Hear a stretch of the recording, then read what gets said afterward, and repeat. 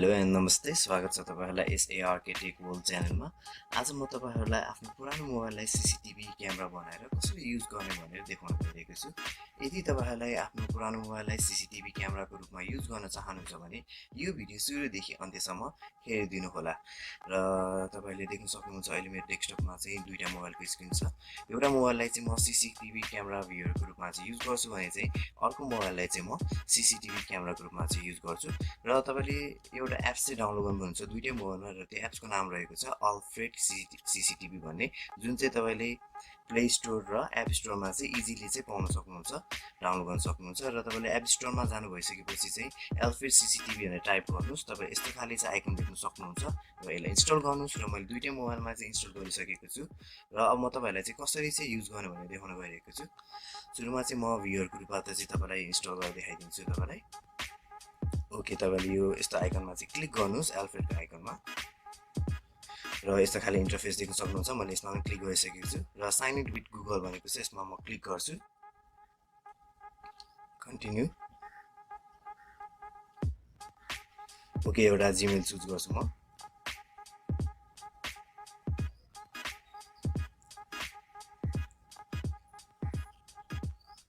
Okay, यो मोबाइलले चाहिँ अब सीसीटीवी क्यामेरा भ्युअरको रूपमा चाहिँ युज गरिसकेको छ भने चाहिँ अब म अर्को मोबाइललाई चाहिँ म सीसीटीवी क्यामेराको रूपमा चाहिँ युज गर्न गइरहेको छु। हेर्न सक्नुहुन्छ यसलाई। अब तपाईले अर्को यहाँ मोबाइलको स्क्रिनमा स्किप भन्ने अप्सन आएको छ, यसलाई स्किप गर्नुस् र यसमा ट्राई इट आउट भन्ने अप्सन आएको छ, यसलाई क्लिक गर्नुस्।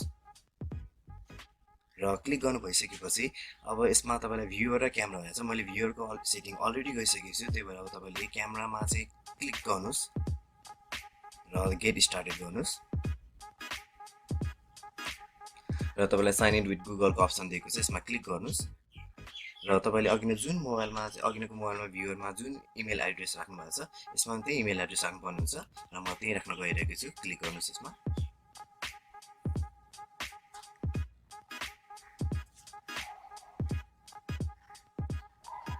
एकछिन लोडिङ हुँदैछ र यसले अब यसमा एलाउ भन्ने अप्सन आएको छ, यसलाई एलाउ गरिदिनुस्। फेरि एलाउ भन्ने अप्सन आएको छ, अडियोलाई पनि क्लिक गर्नुस्। र यो वान मोर स्टेपमा तपाईले स्टेपहरु देखाएको छ, यसलाई चाहिँ मैले अहिले हटाएँ र यसले अब सीसीटीवी क्यामेराको रूपमा चाहिँ एक्ट गरिसकेको छ। तपाईले मेरो डेस्कटपमा देख्न सक्नुहुन्छ र म अब तपाईलाई अर्को भ्युअरको थ्रुबाट पनि देखाउन गइरहेको छु कसरी चाहिँ यसले काम गर्छ भनेर यहाँ। ओके, लाइभमा मैले क्लिक गरेँ र तपाईले देख्न सक्नुहुन्छ यो अर्को मोबाइलले क्याप्चर गरेको मैले यो मोबाइलको थ्रुबाट पनि इजिली हेर्न सकिरहेको छु। म तपाईलाई अलिकति चेन्ज पनि गरेर देखाइदिन्छु, हेर्नुस्। ओके, र तपाईले यसबाट यो यदि तपाईलाई यो सीसीटीभीको फुटेजहरु चाहिँ रेकर्ड गर्नु छ भने रेकर्ड गर्न चाहिँ सक्नुहुन्छ। र तपाईलाई आज यो भिडियो मन पर्यो भने चाहिँ please like, subscribe and share गर्न चाहिँ नभुल्नु होला। हस्त, नमस्ते।